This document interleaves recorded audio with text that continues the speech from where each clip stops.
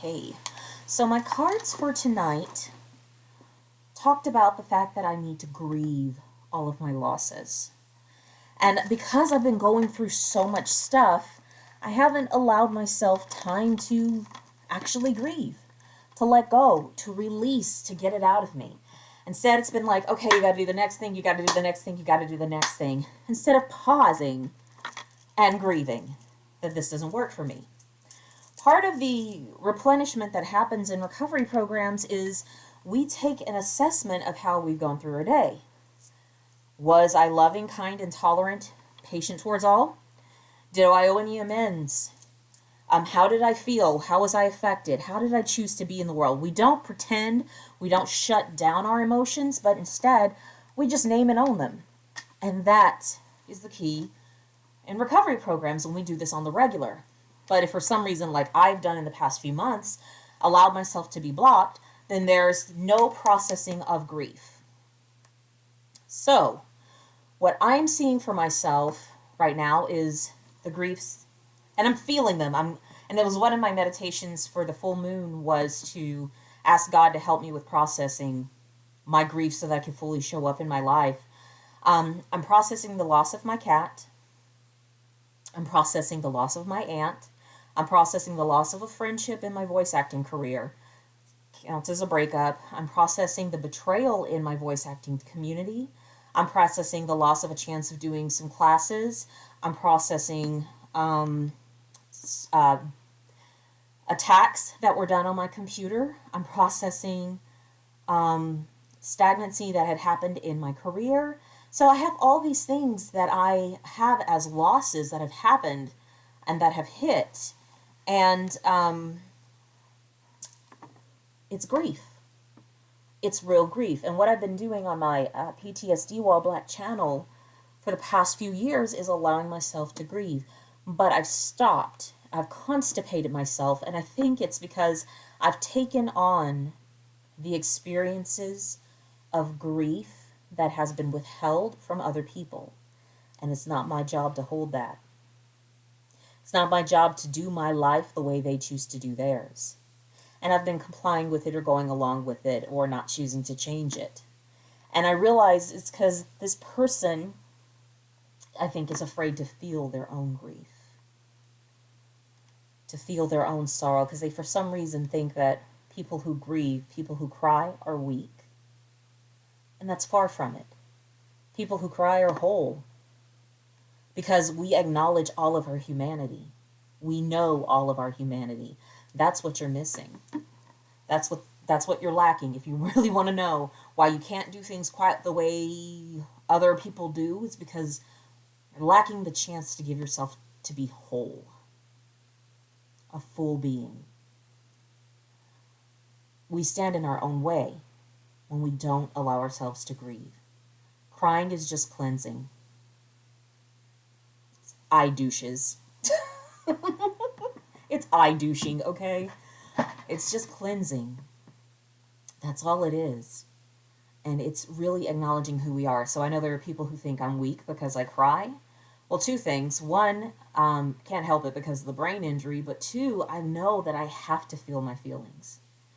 That my issues are from blocking them. That's what the self-injury for me was because I was blocking what I really felt and not allowing myself to process feelings because I was told as a kid, don't cry, but don't go to therapy. We're not going to take you to therapy, but don't cry. And cutting was my way of getting the emotions out, of feeling something because I felt numb inside. And I have felt for the past few months like I've taken on somebody else's numbness, and it's not mine. It's not mine. I have the capacity to feel. So I'm recognizing that as I'm grieving, I'm also letting go of anything that I have absorbed from others and returning it to source, where it came from, because it is not mine. I can handle it, I can hold it, but it doesn't benefit me, so I have to let it go, because my responsibility is to grieve. Ooh, also, I was just thinking about this, grieving flaky people who say they're going to do something and they don't do it, because I've started doing that and it really pisses me off. Started doing it more often, let me say. I started doing it more often. I'm like, oh, I hate flaky people, and I've been more flaky than ever this past few months. And I think it's because I've been walking in somebody else's energy. It's not mine. And I just need to let them have it back, gently return it to them, and let them know that when they are ready, they can face that energy on their own, but it's just not mine. And that it's okay to grieve. So, the other thing that was coming to mind too at the end of meditation today, I'm going to have to do a separate video on this, but it's about white women who are not allowing themselves to grieve the generational trauma that has been handed down to them in this country. Because it starts with the mothers, of how our mothers hold in or express their emotions. They teach us how to be, and they pass it down to the next generation and the next generation. It starts with the mothers. And there is this deep wound in America of white women who have ignored their trauma, their fear, and their anger at the things that have been done to stay in compliance with dominant culture. And I think it's collectively a responsibility for the white women, specifically, to own and face the things that their ancestors did to comply with the messed up decisions of dominant culture at the time. To forgive those decisions, and to also forgive themselves for taking so long to address it, but to face them. And to choose then, once they're faced, to be able to choose to make new decisions so that you don't keep passing the same wound down.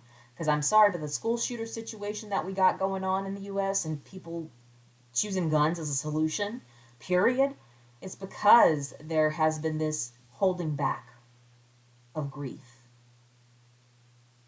And it's okay to feel it. I'm going to normalize it's okay to feel it. It's okay to feel exactly what you feel. And that's true for Black women. But our community, we've been publicized as a story of grief. And we've kind of been a little bit of a master at it, but still also being like, don't dare grieve. Don't you dare let anybody see. And we've got severe generational trauma. We know we've got generational trauma. That's the difference between white and Black people. We know we have generational trauma. And we have no choice but to face it. Whereas for white individuals, because you're a part of the dominant society, the dominant class, you've not been forced to face the generational trauma that you have inherited. And because you haven't been forced to face it, can't do anything about it. But if you choose to face it, for those who are ready to choose to face it and to feel all those feelings that come up, whether that is fear, sorrow, anger, shame, remorse, guilt, whatever it is, feel it. The only way out is through. And it is a responsibility to feel it. And I'm speaking to the women because men are so hard-headed towards emotions to begin with. But we got the ability to create this change. Women have the ability to create this change. So for the white women who have not addressed it, and for the Black women who could pass as white as well, that's an even deeper level of you've denied one part of your community, one part of your upbringing to kind of get the benefits in the other. And that's another generational wound. It's another trauma that even I have to face. And I don't think it'll destroy us. If anything, it makes us more whole. It makes us more connected to God, divine, the universe, and all that is. Because we're ready to say, okay, God, I see I've got this, and I give it to you.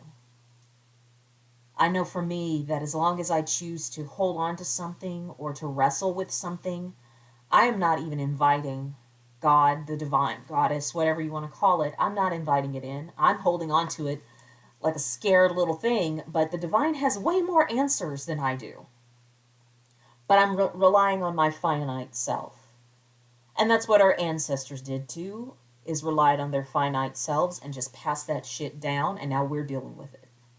So let's create the change. And I challenge white women to go back and feel, look at the real history of how other women handled situations like slavery, handled the fact Yeah, this is going to be its own thing. I got to make a video about this, but like, especially just thinking, handle the fact that they chose to believe that other women of color were not human beings at all. What that has to do to your mind. But yet your husband is siring children with this person or being that's not supposed to be a human being. Imagine how that makes you feel about yourself, sexually, your identity, your wholeness as an individual. And on top of that, because some slave owners were siring those children and keeping them and raising them, some were just selling them and making a profit off of their own children. Now, you don't have to settle that, but like what white women often would do is they would beat or abuse the kids that were born from the enslaved people as a product of their husband's infidelity. The truth is your anger is at the infidelity. Your anger is at the infidelity, and especially for it to be with someone whom you've been told and you've told yourself to believe is inferior to you and doesn't have any human rights. That's a real mindfuck. That's a real mindfuck. So, white ladies, I give this one to you, dears, to recognize that you came from ancestors who participated in this in some kind of way. And what that means about viewing your own humanity, your own worth as a woman, your own worth and identity that got passed down of, oh, I have no identity, or I have no needs, or I secretly stay angry and I hold it in. Because that's what you've been taught. That's what we got passed down. That's the heritage we've gotten, and we have a responsibility to face it. Because there is such a thing as generational trauma and generational wounds. And because that is a thing that does exist, we have a responsibility to address it. Just like gravity is a thing that does exist and it does affect us. Okay? Bitch, I can't fly on my own. And it's just the same thing. Generational trauma is just like gravity. It's part of the law of everything that's going on around here, and we have a responsibility to face it. So I give that to you, my white ladies that are watching. And if you're black, give this to your white lady friends that are watching, and also process that shit for yourself, because you know that we've got ancestors who were participating in this as well as part of the dominant culture. Especially for black people who could pass as white. We have that shame too. Just the only difference is that we've been forced to face a lot of our trauma, whereas others have not. All right, till next time. Peace.